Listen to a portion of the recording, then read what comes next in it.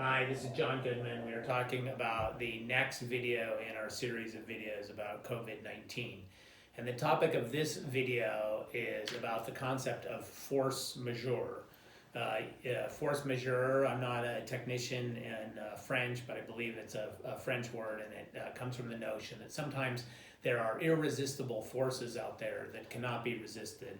And if such a thing occurs, then it might excuse one or both or all parties to a contract from performing on that contract.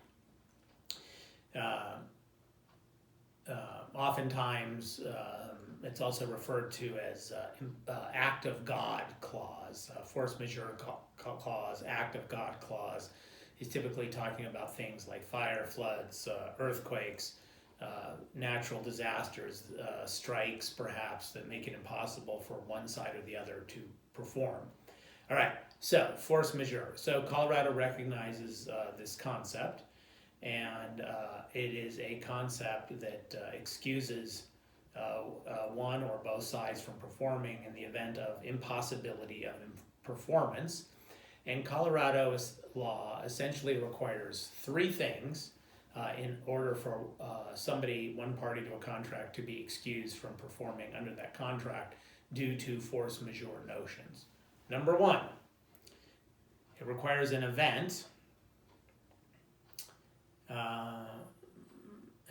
like an act of God, change of law, death of an essential party, that occurred that could not reasonably have been anticipated, by the plaintiff and the defendant in the lawsuit when they entered into the contract. Something that could not have reasonably been anticipated in the context of this video by the seller and the buyer when they entered into the contract. So let's pause there for a second.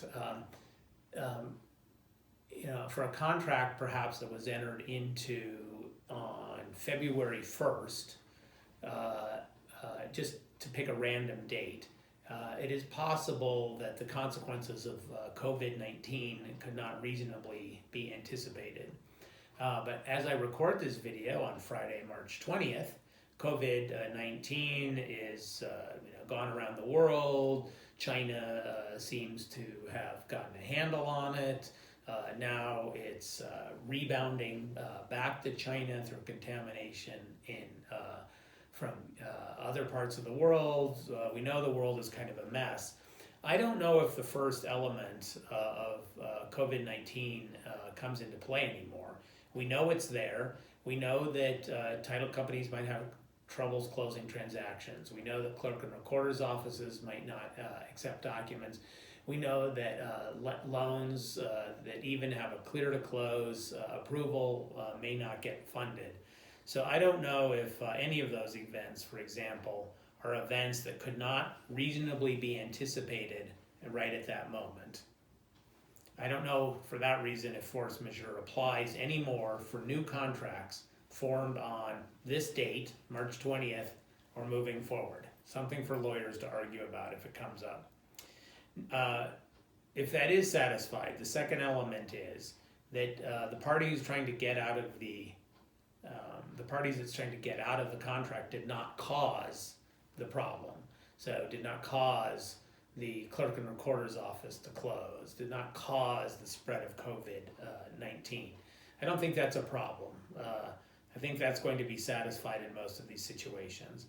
And then the third thing is that the event, let's say the closing of the clerk and recorder's office, or the lender's failure to fund, makes it impractical, if not impossible,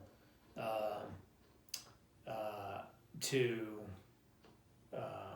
perform the contract. Now, impossible is one of those mushy kind of words. I mean, what if the title company can't close the transaction, but the seller's lawyer is willing to close the transaction?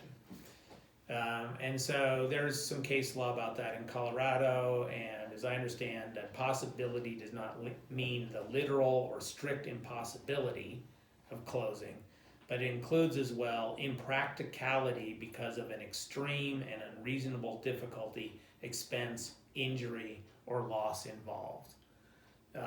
So you're as good at interpreting that phrase as I am. I mean, there's some things that are pretty clearly not justifications under that impossibility or impracticality standard, like the buyer having fear that the real estate market is going to collapse in the future. That sort of buyer's remorse kind of concern is not an impracticality that prevents the buyer from closing on the transaction. An example of something, though, that might be an whatever the word is, something that makes the contract too impractical to perform would be, for example, if the closure on the sale of the house would render the seller homeless and force the seller to file bankruptcy. That might be an example of a force majeure consequence that would excuse the seller from performing the contract. Okay, that's it on force majeure. I think I got 2 more videos for you on coronavirus. In the meantime, remember, we live in a complicated and a little bit dangerous world, so be careful out there.